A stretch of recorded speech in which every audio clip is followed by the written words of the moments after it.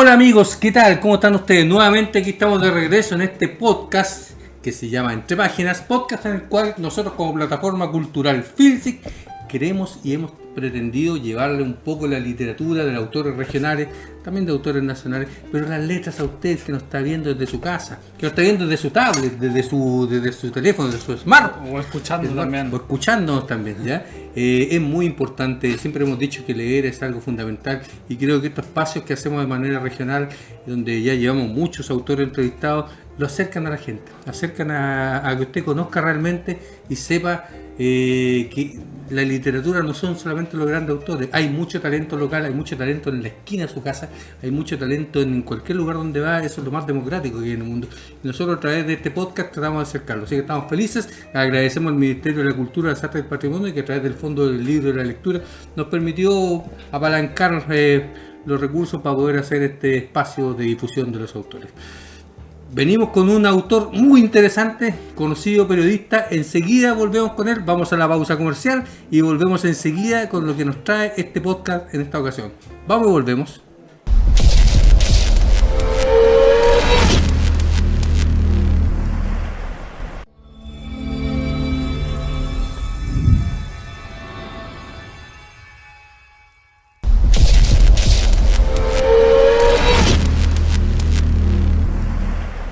Y ya estamos de regreso, como dijimos recién, en esta pequeña pausa comercial, mostrando lo que es el Café Literario Filsic, libros con aroma a café, café con aroma a letras. Así que vaya usted, visítenos en 21 de mayo 652, Café Literario Filsic, una gran aventura. Y estamos de regreso, como dijimos, con un autor muy interesante.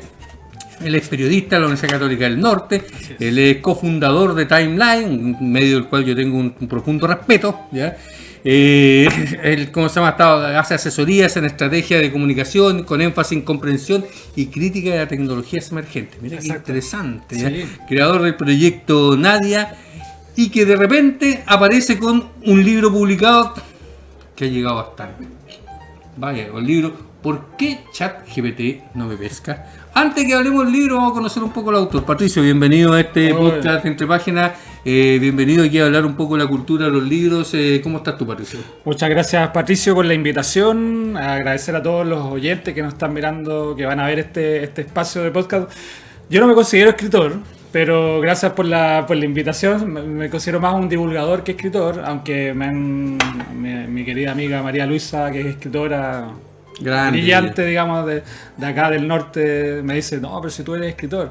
Bueno, me considero más divulgador, más periodista que escritor. En estricto rigor, escritor es que escribe. Sí, tú escribiste un libro y ya estás dentro de esa categoría. Así que, bueno, ahí me estoy tratando de creer el cuento todavía, pero estoy muy contento con este proyecto porque me ha permitido llevar un tema que es bien emergente, que es el tema de la inteligencia artificial, y también tener espacio para conocer a otros escritores, para estar ahí, conocer el mundo de los libros, lo que hay detrás de todo lo que implica publicar un libro. Es una aventura, ya lo conociste tú. Entonces, imagino que hay varios caminos, digamos, y ahí vamos a estar conversando de cuál es el camino que tomé yo, digamos, pero en el fondo es muy apasionante y muy bonito. No, totalmente. Yo que estoy muy metido en esto, te lo puedo reconocer como tal.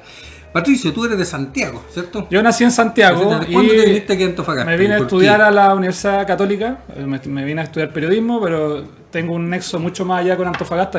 Mi familia materna está antofagastina, digamos. Y aquí quiero mandarle un saludo a mi abuela que está ahí. Hola abuela, ¿cómo estás? Me viene a acompañar. Mi abuela antofagastina. Bueno, me vengo a estudiar acá ya, pero he crecido en Antofagasta mis veranos, en la Poza Chica, en el balneario, digamos. Sí, que eso solo los antofagastinos conocemos. Sí, pues los baños municipales. El otro día, antes de la pandemia, nosotros hacíamos entre otros eventos el Carnaval de los Gigantes, que era una figura gigante.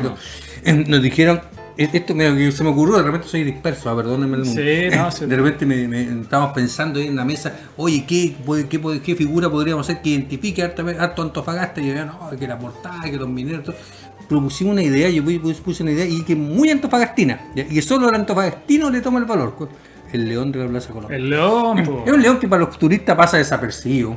Un león Más, Bueno, una ornamentación Pero, más de la plaza, digamos. ¿con qué antofagastino no se ha tomado una foto en esa plaza, en ese león? Bueno, yo tengo desde Porto, o sea, tengo la evolución de fotos del León de la Plaza, de todo, desde Muy de chiquitito, Antofagasta. muy Tú antofagastino. puedes decir un montón de otra Entonces cosa. yo nací, circunstancialmente nací en Santiago, pero ya me considero un antofagastino, digamos, por todo lo que me ha entregado esta ciudad, que es una ciudad muy generosa, muy acogedora. Obviamente ha ido cambiando y ahí se ha ido poniendo los pantalones largos de una ciudad grande, digamos, pero Por supuesto, con cuando sus pros y sus contras, obviamente. claro, pero cuando yo venía a veranear cuando era chico, era una ciudad muy cálida, muy acogedora, de la cual me he sentido siempre muy parte, digamos. Era otra época, una época donde era Sí, Antofagasta no era una ciudad grande, era una era ciudad una ciudad aislada chiquitita, totalmente. pues, sí. Donde yo veo de repente en los posts que escriben en las redes sociales, mucha gente, no, la Antofagasta antes era mucho mejor, mucho mejor. Está bien, era más segura, sí, por supuesto, ya, pero cuando tú tienes un crecimiento, como ha tenido esta ciudad, y a veces fue explosivo en la década de los 90, donde te llega todo el comercio ya instalado, te llegan las grandes marcas, te llegan distintas cosas. La gran minería también, La gran minería, como te llega cambio. también los grandes males de ciudades grandes, ¿ya? Así es. Ahora, si alguien me dice que antes era mejor o hoy día era mejor, no, yo creo que son épocas distintas. ¿ya? Totalmente. Antes tú no tenías acceso a nada, o sea, antes me acuerdo que en los años 80 habían 2 o 3 supermercados con la Infante que apareció por ahí, La Brisa. Pampino, La Brisa, y que ponían los precios que quisieran, pues, Claro. y traían los productos que quisieran. Pues No, yo todavía le digo el Collat del Parque, sí, el Collat no, del Norte, todavía le digo. Estamos pegados igual Infante, digo, el Infante. El que es Infante, un animal. ¿verdad, po? Entonces me acuerdo que había cosas muy puntuales ya. No había acceso a tantas cosas que hoy día tienes. El volar a Santiago, bueno, era un privilegio, Sí, pues privilegio solamente para gente antes que tenía andaba mucho en dinero. bus nomás, pues, Sí. en el Entonces, Flotabar, el Tramaca. Sí, son cosas bonitas de antes, pero creo que tiene también sus cosas muy interesantes del presente. Ya cuando eres una ciudad grande tienes acceso a miles de cosas más, te llegan un montón de cosas más. Ya, está bien. el ¿Tú tema te de la acuerdas, delincuencia- Pato, que antes la ciudad cerraba a la hora de la siesta, a la hora del Sí, almuerzo? dormíamos y después La volvíamos, ciudad sí. cerraba, ahora ya eso es No, eso ya es impensado, ciudad ahora grande, ya imposible nosotros eso. somos una ciudad grande. No, imposible. Eso yo me acuerdo efectivamente como a las 2 de la tarde cerraba todo y tenía que volver a las 5. Hasta las 5 o 6 de Hasta la las tarde. 5, todos se se iban a trata- dormir, Claro, todos se iban a dormir, sí. inclusive los supermercados se iban a dormir. Exacto, Está bien, te insisto, era bonito, pero era muy limitante, porque acuerdo de esa época el agua te la cortaban a cada rato, Ah, pues la no. energía te la cortaban a Yo cada me acuerdo que en la rato. noche cortaban el agua. El agua, a veces había- cuando salía el olor a la guanaya, ¿te acordás que en la noche Sí. salía el olor a la guanaya insoportable? Entonces habían varios males que eran de una ciudad chica, el agua estaba contaminada con arsénico, entonces no prefiero necesariamente lo de antes con lo de ahora, creo que cada cual tiene su cosa. Y como tú eres parte de esa antofagastinidad que todavía tenemos, los que superamos los 40, bueno, yo supero con creces los 40, pero superamos los 40 que logramos vivir en aquella época. Tú te asentaste aquí en la ciudad y ¿qué empezaste a hacer después de salir de la universidad? Bueno, yo soy periodista, desde siempre quise ser periodista ligado a las comunicaciones, a ¿Trabajaste en comunicar. medios? Trabajé en todos los medios, yo creo, habido y por haber de Antofagasta. Conocí la realidad total. Trabajé en todos los medios, por ejemplo, de la red del Mercurio acá. Trabajé en el Mercurio Antofagasta, trabajé en la Estrella de Antofagasta, la Estrella del Loa, en la prensa, en la extinta prensa de Tocopilla, Sí. que ya no existe, digamos. Luego, bueno, hice un periplo por paralelo, hice academia, también hice clases en la Escuela de Periodismo, estuve también trabajando en los diarios ciudadanos ya en la parte más digital, hasta que en 2013 me lancé con un proyecto que era una cosa, un anhelo siempre de tener algo propio, y ahí empezó Timeline, que después, bueno, No, se yo cumple creo que 12 años y se ha comprometido, digamos, con un... Sí, yo creo que Timeline ha tenido un gran acierto, ¿ya? Creo que Timeline, el acierto que tiene a mi juicio es que logró posicionarse como un medio digital, pero un medio digital serio, ¿ya? En tiempo en que cualquier francotirador se instala con alguna página a disparar, ¿ya? Sí. Creo que la seriedad dentro del periodismo es algo súper fundamental. Yo no soy periodista, pero sí te entiendo que ser serio, ser coherente con lo que estás diciendo, pero también tener fuente, tener todo, es parte de la... Yo creo que es parte de eso también. Era como consolidar esa cosa de lo que tú decías.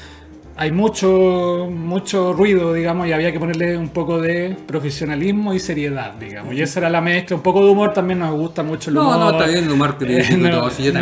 también con el Colorado he querido pegarle más de alguna vez, como veo de ustedes, o sea, de varios que tienen pila, pero después sí, uno termina queriendo montones. Sí, Trabajó pero es conmigo parte, alguna vez pero también. lo que yo quiero plantear en esto es que es aquí, es de acá. Sí, o sea, totalmente. parte de acá, digamos. Entonces, te puede gustar más o menos y todo, pero es de acá. No, mira, Y ese ha sido un gran aporte, que en el fondo ustedes fueron de los primeros medios digitales que de verdad salieron fuertes, ¿ya? Aquí hay 2 o 3 que emergieron, el diario Antofagasta, que son otros más, pero ustedes, digamos, lograron posicionarse también dentro del tema político, que no es fácil, ¿ya? Porque cuando te posicionas dentro del medio político, o tomáis bando, ¿ya? O te pasáis a no ser tan serio, ¿ya? Entonces, sí, ustedes varios hemos querido pegarle, otra vez no hemos querido pegarle, y eso es bueno. Y eso habla que en el fondo tú tocas distintas no vértebras. gusta la violencia, no gusta la violencia. No, en el fondo es una forma de decir eso. Te tocas varias vértebras, pero en el fondo después uno va, revisa y lo que dice, lo que ha dicho, lo que hacen como medio no está mal, no era lo que no correspondía. No, es la tradición. Y había, ¿cómo se llama? Había un trabajo por detrás que yo, te insisto, yo hasta ahora de los 3 medios aquí en Antofagasta, para mí Timeline está ahí, ¿ya? Son trayectorias, además, pues la Además trayectoria son son 12 años de historia que ya se genera. Imagínate, recién de 10 años de trabajo, el medio logra, a 10 años justo, logra el gran golpe periodístico que hablábamos recién fuera de cámara, en el caso Convenio. Entonces, es un trabajo de serio, de constancia, de metodología, de un montón de cosas. Aparte del caso Convenio, ustedes ya venían con un trabajo serio. Ese fue un golpe que sí, no, totalmente. Claro. Ya venían con el golpe. Además, corresponde el estilo tuyo, el estilo del Colorado. De Jorge, sí, Jorge. Entonces, tiene estilo que en el fondo uno puede gustarlo o no. Pero no puede desmentir lo que se dice, ¿ya? Eso es fundamental. O sea, sí. Te puede gustar o no lo que dice Jorge, porque de repente tiene más o menos vehemencia, ¿ya? Sí, no. Pero no te lanzás alguna cuestión sin mucho sustento. ¿Ya? Y esa cuestión es súper fundamental, que te duela, pero sabiendo que es verdad. Eso es lo fundamental. Así es. Entonces, bueno, eso es para mí uno de los hitos, pero yo siempre he buscado más, siempre he tenido en lo personal, he buscado ir más creciendo, ir haciendo más cosas y así como el timeline ha ido creciendo también, por mi lado yo también he ido evolucionando, he ido perfeccionándome y este libro que hoy día te traigo acá, que vamos a hablar de este repaso, digamos, tiene que ver con eso, con esa búsqueda de ir aportando en el área de las comunicaciones, el área de la tecnología. Y a través de la consultora, ¿qué es Nadia? ¿Qué es Nadia? Bueno, Nadia parte este año, a partir del tema del boom de la inteligencia artificial, y Nadia se dedica a esto, a hablar de inteligencia artificial, a hacer consultoría a empresas, a hacer consultoría en un montón de ámbitos donde el tema está recién entrando, digamos. Entonces, ahora en estos últimos meses, desde septiembre a noviembre, que son los últimos 3 meses del año, he estado en más de 10 ciudades, están haciendo charlas, haciendo talleres, haciendo conversaciones. Más de 500 personas han participado en los talleres y charlas. Entonces, y eso es la excusa del libro, digamos. O sea, el libro me ha permitido hacer todo este recorrido por las diferentes ciudades. Aquí en Antofagasta también hicimos el lanzamiento en Fundación Minera Escondida, con un montón de público presente ahí. Y entonces siento, y la misión en este caso es que nos pasó, Pato, tú lo viste también, cuando aparecieron las redes sociales, a mí me tocó participar en el proceso de alfabetización en ese entonces, que fue por ahí por el año 2007, 2008, cuando empezamos a enseñar los blogs y todas esas cosas. Sí. Y esa vez le enseñamos a mucha gente a usar esa tecnología, y años después nos dimos cuenta de que esa alfabetización un poco indiscriminada causó varios males que después veríamos, por ejemplo, en la desinformación, lo que tú decías, las noticias falsas y toda esa cosa. Entonces yo me sentía con una espinita porque decía, bueno, esto con la inteligencia artificial se puede volver a pasar. Entonces siento que hay que retomar este proceso de alfabetización y tomarlo de una manera un poco más responsable, y además con una alfabetización guiada que evite todas estas cosas que nos puedan explotar en el futuro. Mira, qué interesante, que a ver, si hay un fenómeno que ha dado vuelta y que está a la palestra en el último tiempo, son los fake news, ¿ya? Más encima cuando están campañas políticas, y más encima cuando hay unas campañas que se posicionan dentro del fake news, ¿ya? Que usan eso. Absolutamente, como con el miente que algo queda de Goebbels, según esa lógica que quedó alguna vez instalada. el fake news es una mentira dirigida, es una mentira buscando, ¿cómo se llama? Buscando hacerse verdad. No, es una herramienta más que lo Y las que redes es una herramienta, digamos. Y en las redes sociales, lo que pasa es que en las redes sociales uno normalmente está restringido a su mundo.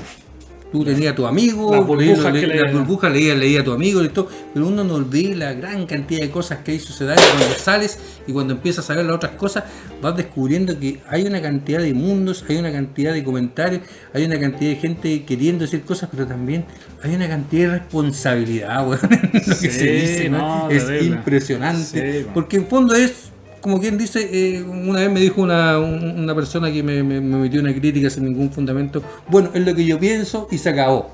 Eso el otro día hablamos, a propósito de un escritor que admiro harto, que sigo, que es el profesor Humberto Eco, que falleció el año 2016.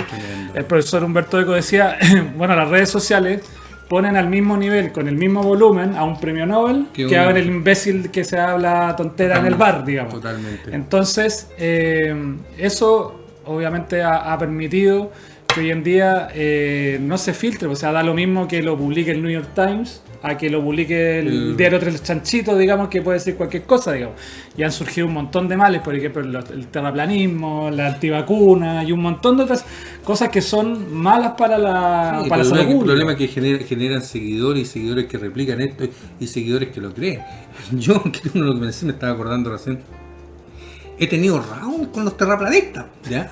O sea, uno no puede imaginar que a esta altura de la evolución de nosotros haya gente que piense que la Tierra es plana, pues. O sea, uno tiende a pensar, la estupidez no puede llegar a tanto, pero te sorprende que la estupidez la supera con creces, ¿ya?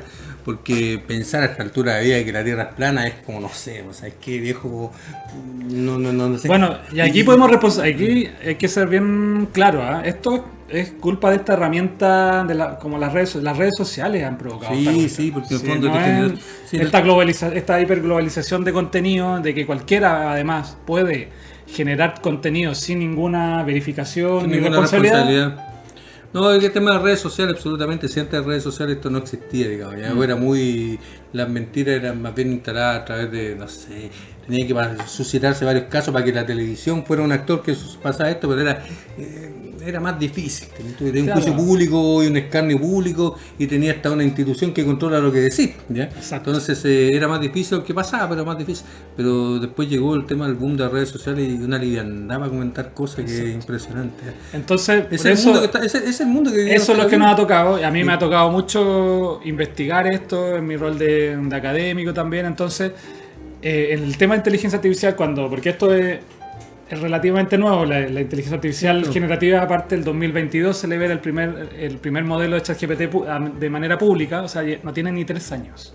Y el boom ha sido el boom más Vamos a hablar de eso ahora. Tecnológico. Justamente vamos a hablar del tema de la inteligencia artificial, el ChatGPT, que es tu libro y otros tantos, porque obviamente la inteligencia artificial tiene mucho para dar. Estamos ahora un poco conociéndote a ti y creo que ya tenemos un barniz de lo que es Patricio Encinas. Si usted lo conoce, es él. Si no lo conoce, está conociéndolo ahora, ¿ya?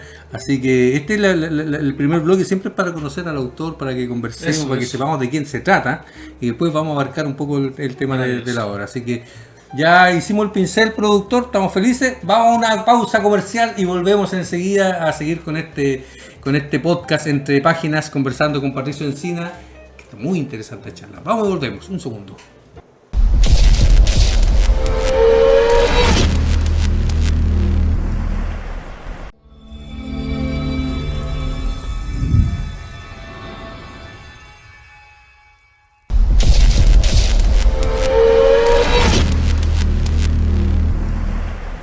Y ya estamos de regreso nuevamente acá en este podcast entre páginas, este espacio en el cual queremos acercar al autor, la literatura, la letra. Leer nos hace bien, ¿ya?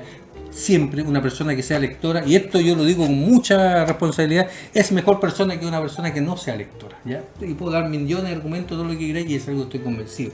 Hay que leer te hace bien, ¿ya? Leer te ayuda a explorar tu mente, leer te ayuda a imaginar, leer te hace más creativo, leer te hace más culto, leer te hace tantos beneficios, no nos cuesta nada y los libros están al alcance de la mano en todos lados. Lea, por favor. Entre páginas, este programa que llega a ustedes a través del Ministerio de la Cultura, Artes y las Letras, a través del Fondo del Libro y la Lectura, que nos apalancó los recursos, no fueron millones, pero bueno, los recursos que están para poder hacer este espacio que de uno tomó, nosotros lo hacemos muy agradable como plataforma cultural FILSIC, porque es nuestra vocación literaria. Gracias por el espacio además. Oye, quiero agradecer este espacio del Ministerio, sobre todo por darnos a los autores locales de poder venir a conversar sobre nuestra obra y sobre letras, sobre literatura y sobre nuestra historia también, pues eso es lo por importante. Por supuesto, si la gente tiene que conocer no solamente la obra, tiene que conocer de quién se trata, que a veces habla mucho de quién se trata. Eso, quién está detrás, digamos. Patricio, mira, yo cuando me dijeron, ¿sabes que vamos a traer a Patricio también en cine? Y estuve viendo un poco la reseña de tu libro y todo. Uno inmediatamente surge que de ChatGPT o la inteligencia artificial, que es un proceso indudablemente nuevo, ¿ya? Y que va a revolucionar todo el mundo, como sucedió en su minuto con Internet, como sucedió en su minuto con las redes sociales, ¿ya? Y como va a suceder ahora con la imprenta, incluso en su si momento, ha sido una de las grandes revoluciones históricas. Si nos vamos más atrás, obviamente que la imprenta cambió un poco el sentido de cómo la gente accedió a la información y al conocimiento, ¿ya? Y pasaban varias cosas. Yo tengo la certeza de que la inteligencia artificial va a ser un antes y un después, porque siendo usuario de ello, ¿ya? Tú te das cuenta de manera increíble que el potencial que tiene es impresionante. Yo una vez estaba deprimido y me puse a hablar, bueno, con la inteligencia artificial, porque yo no ocupaba el ChatGPT, ocupo este otro que es el chino. Oye, es bueno, es muy buenos bueno. Todos, ¿no? Sí.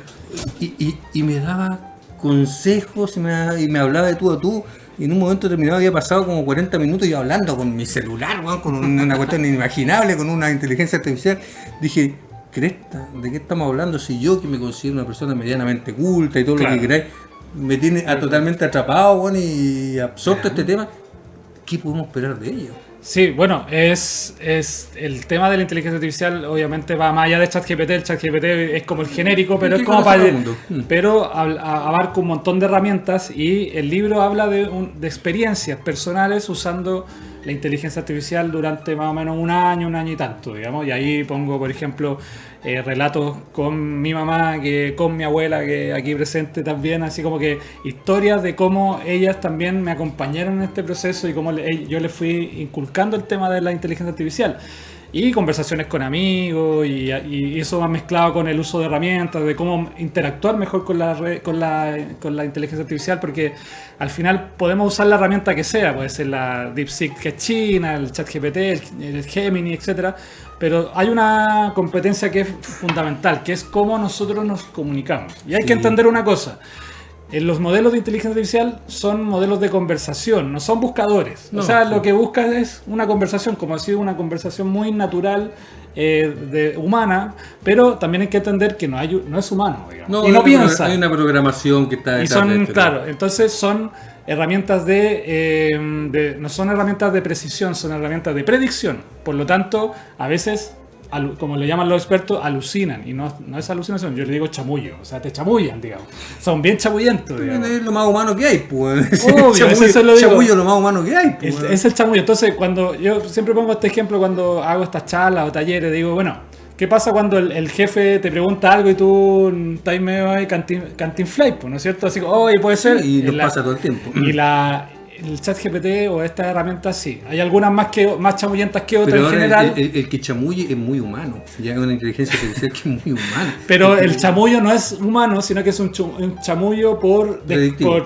desconocimiento, porque trata de rellenar espacios, incluso del desconocimiento, pero con lo más coherente posible. Sí, entonces, siendo lo más humano, bueno, no cachamos algo, pues no inventar para tratar de llegar a eso. Entonces eso genera un problema dentro de todo, porque hay mucha gente que todavía piensa que esto es infalible. O sea, que esta cuestión, como bien, inteligencia artificial no se equivoca. Sí, se equivoca y bastante. Entonces hay que tener harto cuidado, y eso lo digo siempre, de ver o contrastar lo que nos entrega el ChatGPT. Si le preguntamos una información o le pedimos algo, obviamente tenemos que darnos el trabajo de poder contrastarlo. A mí me tocado en la Feria del Libro La Habana, en la cual normalmente voy, ¿ya?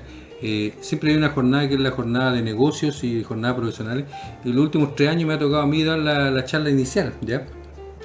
Y el año pasado, que fue no pude viajar este año, perdón, pero me pidió igual dar la charla, pero hacerla en formato online, ya perfecto. Me dijeron, pero queremos que por favor hables y nos digas un poco de cómo la inteligencia artificial está afectando a la industria editorial. uno tenía nociones, pero dije, ya, ¿sabes qué? Me voy a un poco interiorizar de obviamente, una cosa el potencial, otro lo que está sucediendo y otro el chamullo, como tú decís. ¿Ya? En esas tres facetas descubrí que estaba más o menos... El potencial es tremendo. Una inteligencia artificial te puede escribir un libro, te puede escribir un poema. No son seres humanos y le falta el alma. Estoy de acuerdo. Yo mismo le he pedido de repente a él, como buen poeta que soy, le he pedido, ¿sabes? Que escribe un poema, 2 poemas. No son malos, no son malos, pero falta el alma. Sí, falta el alma. Se nota que falta esa parte que es muy humana, muy del ser humano. Pero ya te tiene un poema. No malo. Es un punto de partida. Le he pedido que escriba un cuento sobre determinadas cosas y de verdad me escribe cuentos que son mucho mejores de varios que me llegan aquí para que lo analice. ¿Ya? Entonces, tiene un potencial en términos, ¿cómo se llama?, de uso para la industria editorial no menor, ya sea por la corrección, ya sea también por la réplica. Hay una cosa que se ha sacado bastante a través de inteligencia artificial, tú puedes encontrar rápidamente si hay una réplica o no, ya sea que haya una foto que esté replicada por alguna cosa, sí. ya sea que el libro se haya escrito, que tenga similitud a otro libro, que son cosas que cuestan mucho en términos humanos, a menos que tú hayas leído este tema, pero este te recuerda tantas bases de datos. Entonces sí, hay un uso súper práctico para eso que se está usando hoy en la inteligencia artificial. Los diseñadores ya lo están odiando, ¿ya? Porque y un montón de otras carreras también. Sí, pero viene en el mundo editorial, a los, ¿cómo se llama?, los diseñadores ya viene franco reemplazo, ¿ya? O sea, hoy día hay programas en inteligencia artificial que te diseñan el libro en 5 minutos y queda muy bien hecho, ¿ya? Sí. Yo este libro lo diseñé yo, no con inteligencia artificial, sino que a la antigua usanza, digamos. Sí, lo hice con los software que me enseñaron todavía. Usé la inteligencia artificial para la corrección, para la edición, para un montón de cosas, pero hay una cosa que yo siempre digo de la inteligencia artificial, que es lo que dices tú, que es muy poco creativa en general. La creatividad humana le falta todavía. Y yo creo que eso hasta el momento, porque uno nunca sabe lo que va a pasar en la evolución de esto, pero la creatividad es difícil de replicar por una tecnología que es artificial. La creatividad yo creo que no la hay a replicar, que es un tema absolutamente de ser humano. ¿Ya? Totalmente. Es de ser humano imaginar cosas. Pero sí, con la cantidad de base de datos que le está incorporando, con la cantidad de preguntas y respuestas que está incorporando, con la cantidad de información que está entregando, cada día se acerca más a que la respuesta sea creativa. ¿Ya? No que ellos imaginen, sí, pero que sea creativa. ¿Ya? O sea, cuando yo le pedí que me hiciera un cuento sobre determinadas cosas, lo hizo creativamente, que a lo mejor ha recortado de aquí, experiencia por aquí, por allá, está bien, pero el resultado yo quedé chuta, no fue un cuento tarzaniano, ya de yo, Tarzán, no, y dije, corrigiéndolo bien tiene un tremendo potencial. Exacto, ¿ya? sí. Entonces, sí, yo comparto contigo que el tema imaginativo todo, pero el potencial que tiene, porque hoy día yo creo que estamos en los albores de este tema. ¿Ya? Yo creo que esta cosa de aquí a unos 3-4 años más, si sigue la evolución que hay, probablemente podemos llegar a quizás a imaginar aquellas novelas que leía de ciencia ficción de Philip Dick, de otros, donde nos reemplazaban absolutamente ¿cómo se llama?, la inteligencia artificial, y puede ser. Te voy a contar un caso, que es bien sui generis, por así decirlo. El otro día, no voy a revelar fuentes, pero conocí a un escritora de inteligencia artificial exclusiva. Se llama Alba Patralia. Es una escritora, la pueden encontrar, ¿no? Es alguien que es un personaje, es un escritor inventado, digamos, que es una inteligencia artificial. Y ha escrito 70 libros. 70 libros. Cuando me contaron eso, porque yo también soy divulgador y me dedico a divulgar noticias de inteligencia artificial. Entonces me contacté y conversamos, hicimos una entrevista, digamos. Que esta persona no tiene una ambición de ser escritor ni mucho menos, sino que está experimentando con él, pero ha escrito 70 libros y hechos por inteligencia artificial. O sea, como que le entrega una instrucción y los pone en internet, no los vende ni nada, sino que están disponibles para descarga. Pero ya están. Y tienen una lectura considerable. Hay algunos que tienen, no sé, 500 descargas, cosas así. Entonces, yo digo, claro, hay un potencial, o sea, se puede generar esta oleada nueva de escritores que no sean escritores, digamos, que sean máquinas, digamos. Y está, yo te puedo decir, hay comunidades en las cuales se basan mucho de lo que creen a través de la inteligencia artificial, que tuve que averiguar eso, especialmente en países donde esto está mucho más desarrollado. En Inglaterra hay comunidades que están básicamente este tema. No sé si va a reemplazar o no, es difícil que reemplace el alma de un poema, es difícil que reemplace la creatividad de una obra, no lo reemplaza. Pero de que va a ser un factor, como nos pasó, como te digo, con el tema de internet. Sí. Nosotros, cuando llegó la revolución teóricamente del libro online, del libro, ¿cómo se llama?, virtual, que venía, bueno, a arrasar el libro físico, pues esa fue la teoría, ¿no? Aquí desapareció, la gente va a hacer un clic, va a tener el libro, poder leerlo, vaya a llegar en un aparato, una tablet, una biblioteca completa donde queráis. Se supone que el libro físico desaparecía y no sucedió así, ¿ya? Bueno, se cumplen 30 años del primer libro que vendió Amazon este año. Sí. O sea, recién 30 años. Pero parece, el libro... parece un siglo, ¿entendés? Pero aquí estamos, pues todavía hay libros. No, por eso esto está, sí, eso no creo que vaya a desaparecer, que hay distintas cosas, hay distintos mercados, pero el gusto por tocar el libro, leerlo, tenerlo es imposible. A mí me gusta, Pato, a mí me gusta mucho la música, por ejemplo, y también hay una tendencia hoy día de, bueno, cuando salió el Spotify y todas estas cuestiones, todos nos dejamos de comprar discos porque teníamos esta ilusión de que teníamos la gran biblioteca, digamos. Y hoy día, sobre todo los jóvenes, están dejando de usar Spotify y están volviendo a tocar, digamos. No, van a comprar los discos, los discos en vinilo que... Yo creo que cuando chico, bueno, viví el proceso del cambio del disco al cassette. ¿Ya? Claro. Y tú no pensáis que iba a volver, y volvió en Gloria y Majestad, sí, el local y todo, cassette.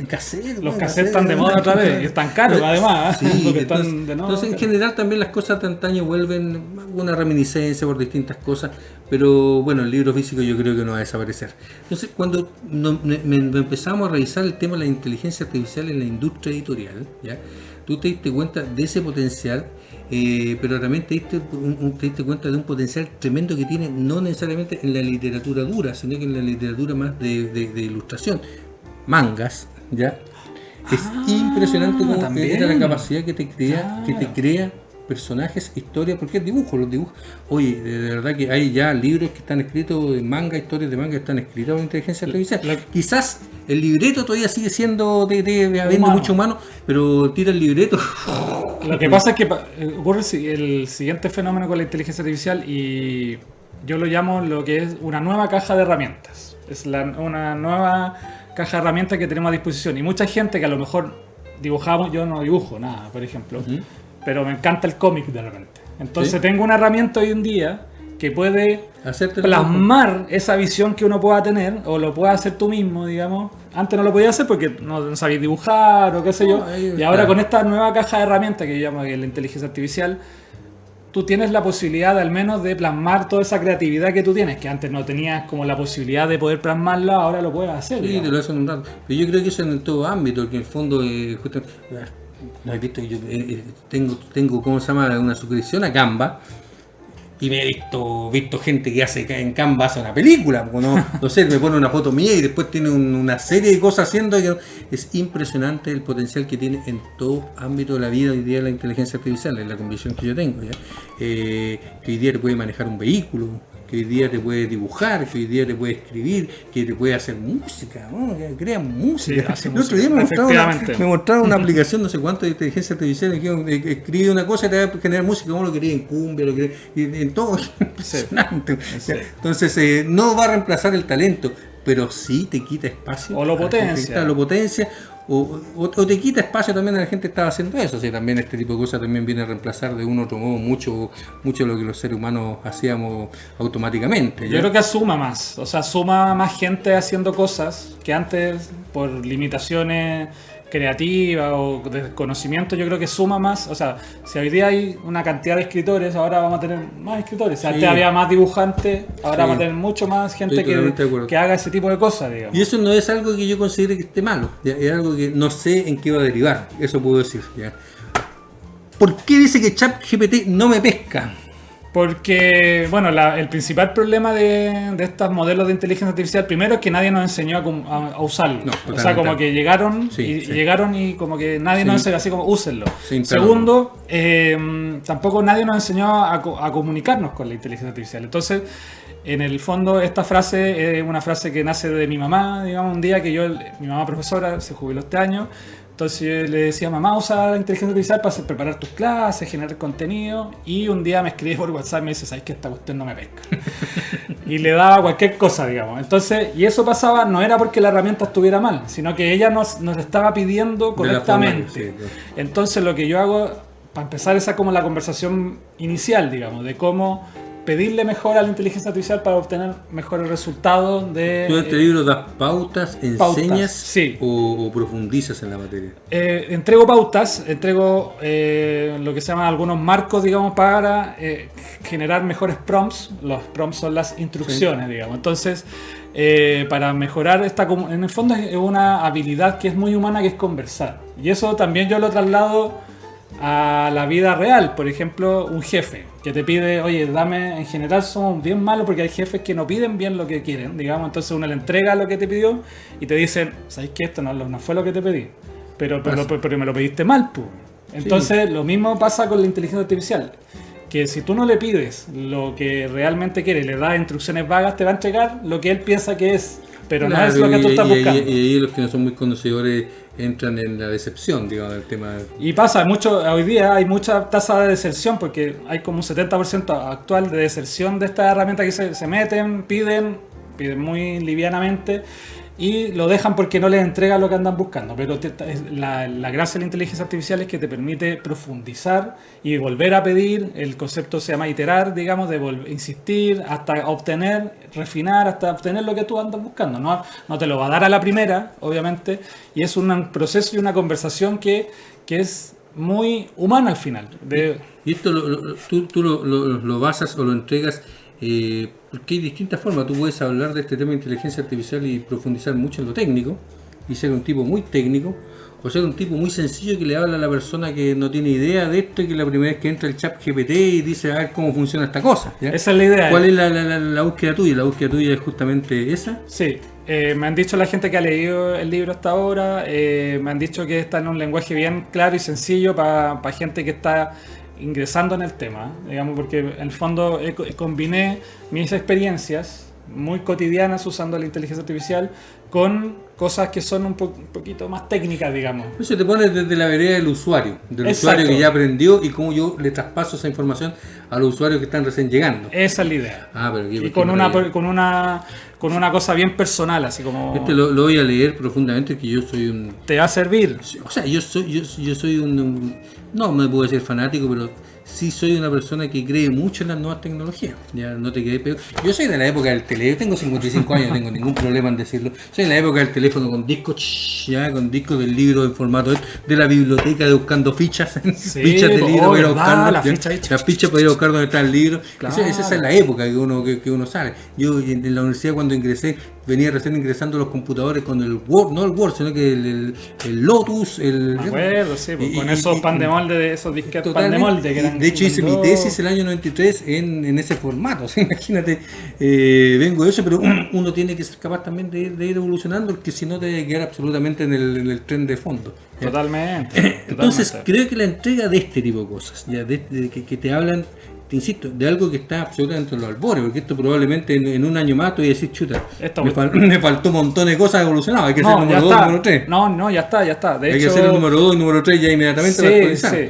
Porque sí. Esto, yo como librero, te lo digo, ya me hablo como librero, me llegan varios libros. Como mi agente ya, así ya estamos pensando en la trilogía. Atentos. Totalmente, me llegan con libros esto a vender y todo. Y hay libros que son eternos y hay libros que son de un periodo. Y hay libros que se tienen muy corta vida.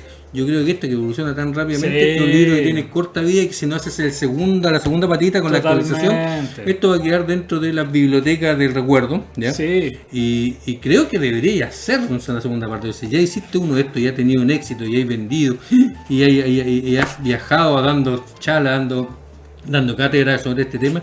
Yo creo que te está hablando claramente para dónde va el camino. Sí, esa es la idea, digamos, cuando hice esto eran con ninguna pretensión de seguir en esto de la editorial, digamos, de hecho ahí conversamos de cómo nace esto y cómo lo podemos hacer, pero en general lo que yo quería, o en realidad lo que yo quería era llegar a la gente, de salir a contarle sobre todo a la ciudadana a pie, digamos, oye, esta es la inteligencia artificial, esto te puede servir, aunque no la uses, pero atento con esto.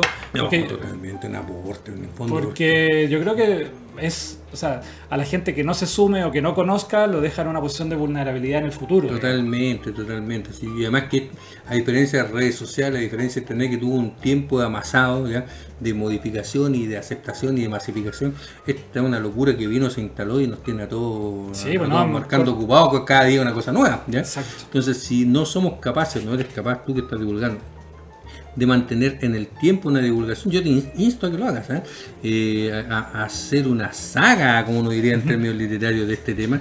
Yo creo que esto va a quedar después como una anécdota. Yo espero que no sea una anécdota. He visto muchas anécdotas, amigos míos, de libros de sí. después Este libro, la pretensión que tiene es la introducción. Es una cuestión que yo creo que no pasa de moda, que creo que la intenté enfocar más que en las herramientas como tal, si bien se mencionan, ojo, que las herramientas van evolucionando y pasan de moda, sino que de una cualidad o una competencia que es la comunicación con las herramientas. Y esa competencia yo creo que puede durar un poquito más. Va a durar un poquito más. Pero si yo hubiera escrito un libro de herramientas, yo creo que esa es una cosa que falta. Yo creo que hay que hacer una revisión de herramientas y su evolución, digamos. Y eso a lo mejor por ahí lo pueda tener en carpeta. Eso sí. Lo que pasa es que además, seguramente desde que terminaste tus libros hasta ahora, ya han aparecido un montón de cosas distintas. Montón. Chipi, dile a la persona que nos espera ahí afuera que Eduardo tiene las llaves, ¿ya? Entonces creo que es súper necesario seguir profundizando este tema, Patricio. Ahí porque creo que no eres el único. Creo que yo he visto cómo se llama en la red, he buscado y hay varias gente que está escribiendo sobre este tema, sobre esta temática.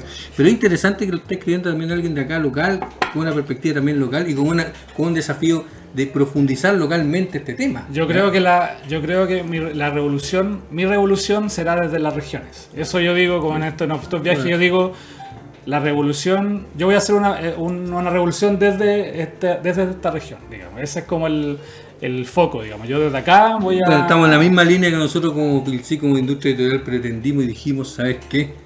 Había que hacer la evolución, no pasar por Santiago y tratar de armar las cosas en grande acá. Eso. Hemos logrado con nuestros matices, pero hemos logrado un poquitito posicionar. Esa es la idea de esto también. Digamos, desde acá podemos también ser parte de esto. Oye, yo quiero que este libro esté en nuestro café literario. Eso, ¿ya? Me encanta. Yo quiero que la gente pueda adquirirlo, pueda tenerlo y pueda llevarlo, porque el gran problema que tenemos cuando hacemos autoedición, que es esto, es que la autoedición nos limita a la distribución. ¿Ya? La autoedición tú lo editas y en el fondo terminas repartiéndolo a tu círculo de amigos o conocidos, y básicamente eso, y está bien, es súper válido. Pero yo creo que cosas tan interesantes como esto tienen que llegar más allá de tu amigo, tu conocido, ¿ya? Tiene que llegar a gente que no necesariamente lo ande buscando, pero se encontró con ella. Y para eso son los canales de distribución. El gran problema de la industria editorial fuera de Santiago son los canales de distribución, o sea, las librerías y todo que tienen que tener. Acá en Antofagasta, donde tenemos una falencia dramática de librerías, somos 6 librerías que hay en toda la ciudad, de las cuales estamos hablando de 4 son cadenas nacional, por lo tanto... Yo vengo de una ciudad como Arica, que vengo llegando de ahí, y ahí hay 2 solamente, imagínate. Sí. 2 librerías. No es nada. Entonces... Calle Condel. Entonces, el problema es que como no llegas tú a través del mercado común, que básicamente es ¿cómo se llama? La librería, la feria del libro, el lugar donde está el tema del libro, se queda dando vuelta básicamente en tu circuito, ¿ya? Yo te invito también, yo te doy un espacio puntual para que tengamos todos tus libros, podemos hacer alguna charla, podemos hacer alguna cosa, y de hecho, o sea, esto tiene que estar en la FILSIC 2026. Ahí estaré. Y tiene que estar firmándolo y dando charlas sobre este tema. Ya, o sea, me quedan los últimos ejemplares, así que voy a guardarme algunos para la FILSIC 2026. Todos invitados. ¿Cuándo va a ser? El 24 de junio. Parte. 24 de junio. Bueno, vamos a ver si le damos una segunda vida. Una segunda vida. Si darle una segunda edición, yo te aseguro que lo vendemos en la FILSIC. ¿Ya? Eso es fundamental, no solo para recuperar la inversión, sino que también porque va a significar que hubo un acceso a la gente a este libro, abriste mercado sobre este tema de este libro. Sí. O sea, pasó de ser solamente el de los amigos y los conocidos y los que vinieron a la charla a público que no conocer. Exacto, sí, la pretensión nunca fue ser un éxito en ventas, por así decirlo, pero sí, obviamente creo en el poder de la publicación, digamos, el poder de la publicación como... Sí, este tema aporta, mira, más allá que yo respeto mucho, soy un hombre de las letras, respeto mucho la narrativa, todo, son novelas, todo, y fantástico, y siempre defender ese campo, pero libros como estos te dejan otro tipo de educación, de cultura, te dejan otro tipo de herramientas, ¿ya? mucho se critica los famosos libros de autoayuda, ya que son los que más se venden en la librería. Sí, los 10 títulos uno ve Busca Libre, Busca Libre. Casi todos son de, no sé, de autoayuda. Hijo pobre, hijo, no sé, padre rico, padre pobre. Sí. Está bien, también son educación a su modo, ¿ya? Algunos son... pero muy chabuyentos.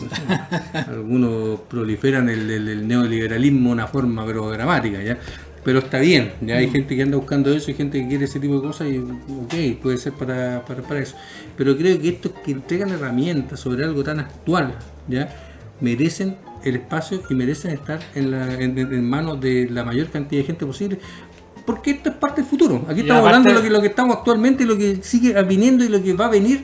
Y no sabemos dónde va a terminar en 10 años más. Y si no somos capaces de subirnos a este carro, probablemente en 10 años más no vamos a saber dónde va a terminar. Y desde Antofagasta, además. Eso es fundamental. Esa es como una mirada muy nuestra también. O sea, como que desde acá nosotros también estamos trabajando en temas de inteligencia artificial, estamos observando, la estamos usando.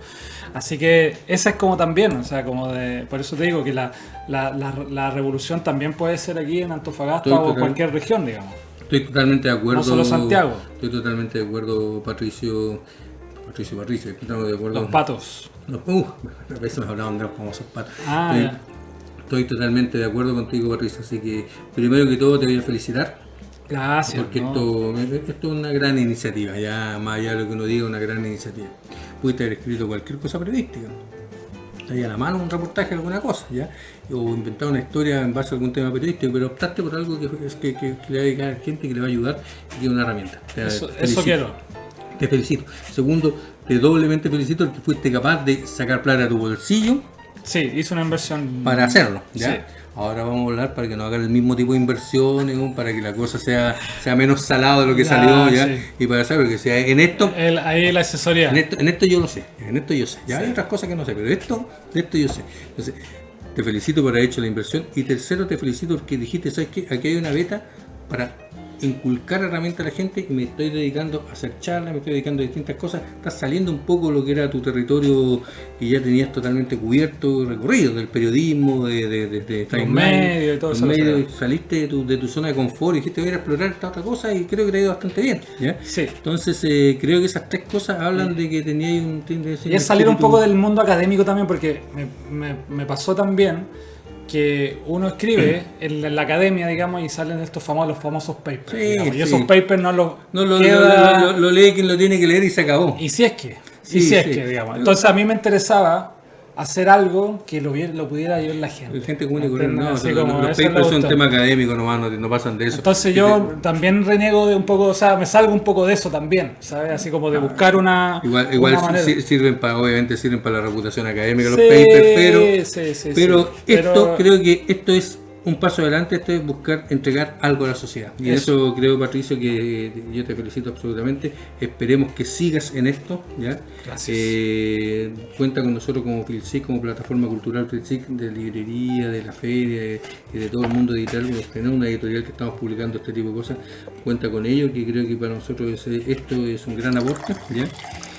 Y a seguir en este mundo, porque esto de aquí a la Filsic probablemente va a haber montones de cosas nuevas que contar. Pues yo creo que ya cuando terminaste el otro día había montones de novedades. Sí, no, totalmente. Mira, hay dos cosas. Una, que claro, a uno le queda gustando esta cosa de la publicación y toda esa cosa. Yo me gustaría seguir.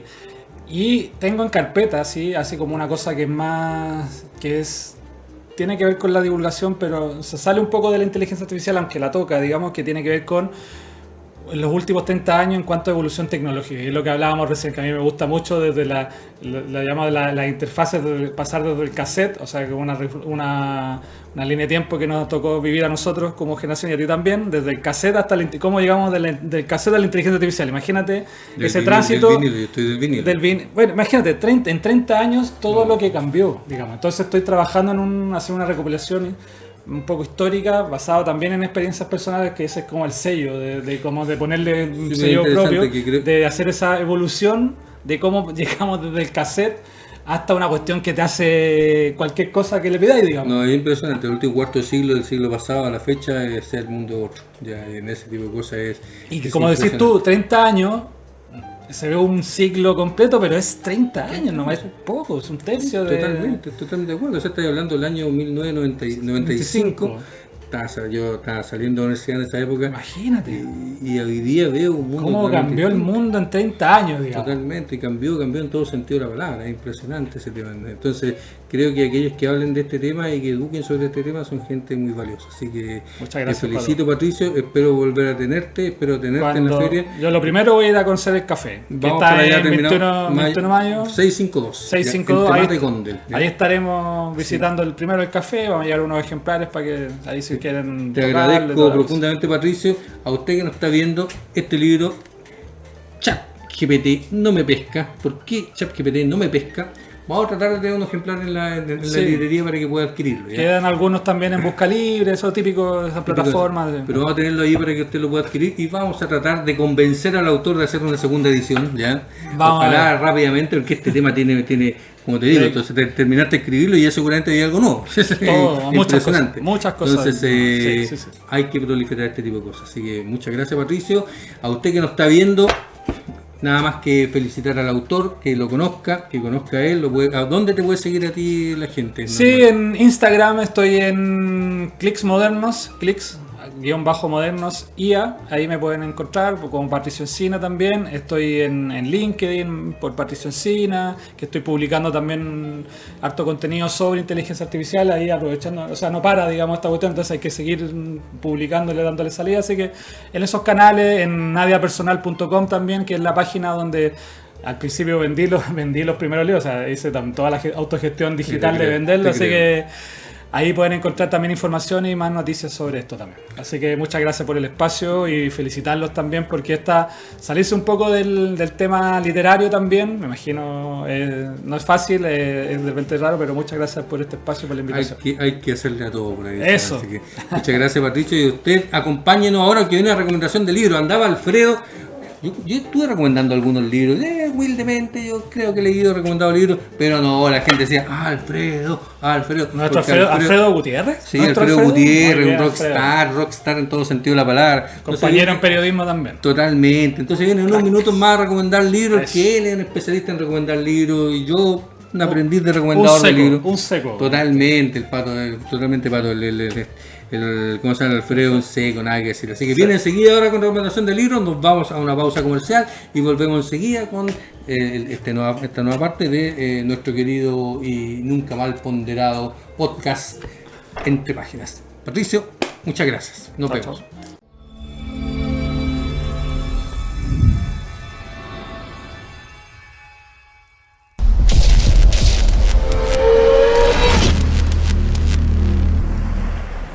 Hola, seguimos con nuestras recomendaciones literarias y esta vez vamos con La Vuelta al Mundo en 80 días del gran escritor Julio Verne, una obra que se enmarca dentro, curiosamente, de la ciencia ficción.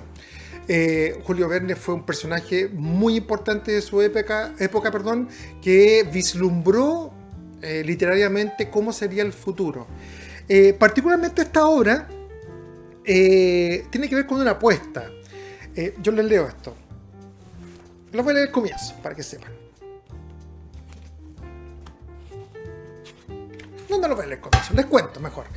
Esta es la historia de un hombre, ¿cierto?, que con mucho poder y dinero, que decide, estando en estos bares con sus amigos, en estas cúpulas de poder, ¿cierto?, que llegan muy poco porque están aburridos, tienen mucha plata, no tienen qué hacer, les sobra el dinero. Y cuando les sobra el dinero, uno hace pura tontera. Entonces se le ocurrió y le dijo a sus amigos, les hago una apuesta. Yo puedo recorrer el mundo en 80 días y en 80 días más, a tal hora yo voy a estar en este mismo lugar, ¿cierto?, cumpliendo mi palabra, y apuesto tal cantidad de dinero. Un día antes habían robado un banco y el ladrón tenía las características corporales de este mismo señor. Entonces se crea un dilema porque mucha gente cree que él en el fondo no está haciendo esta apuesta para comprobar su valía o porque esté aburrido, sino realmente está escapando con el dinero que se robó.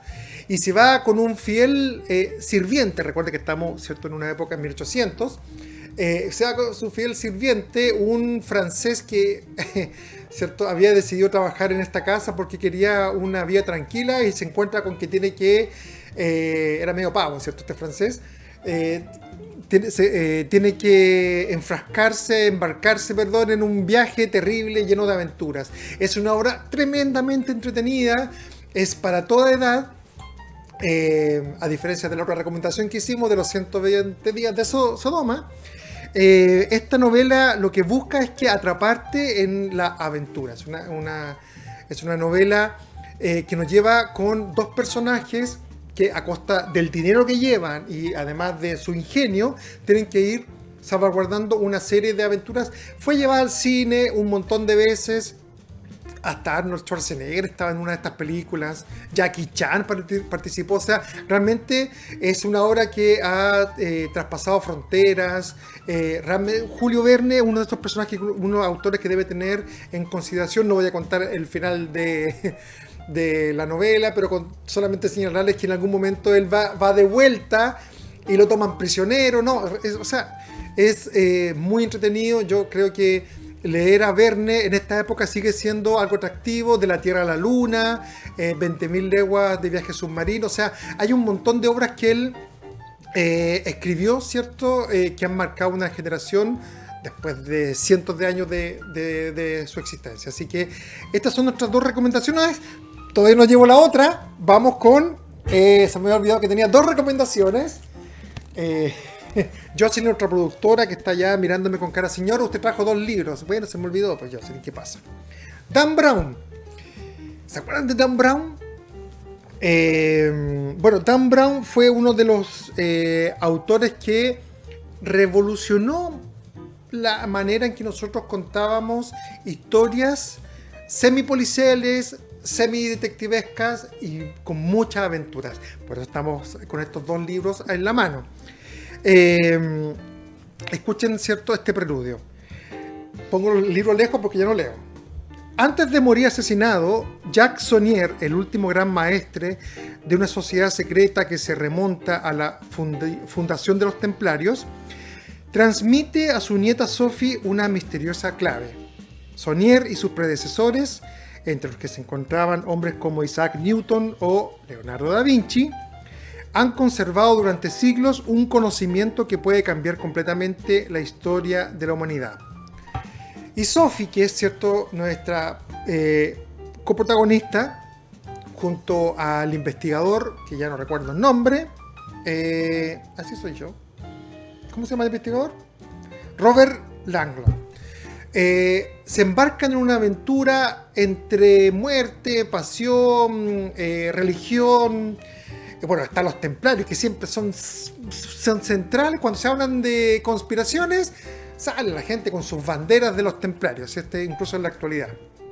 Es una novela que abrió también un espacio de saga, pero yo creo que lo más importante es que puso a la gente a leer este tipo de libros de aventura nuevamente, y además provocó que una cantidad de autores comenzaron a escribir copias de las copias de las copias de este estilo de literatura. En Chile tenemos varios autores que nosotros ya lo hemos nombrado.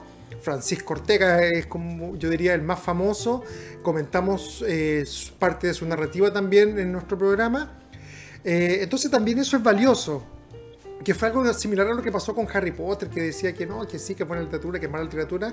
Sí, pero puso a leer a la gente, ¿no? Y finalmente el índice de lectura actuales hablan de que desde el punto de vista del capital cultural hay una separación entre quienes leen y quienes no leen.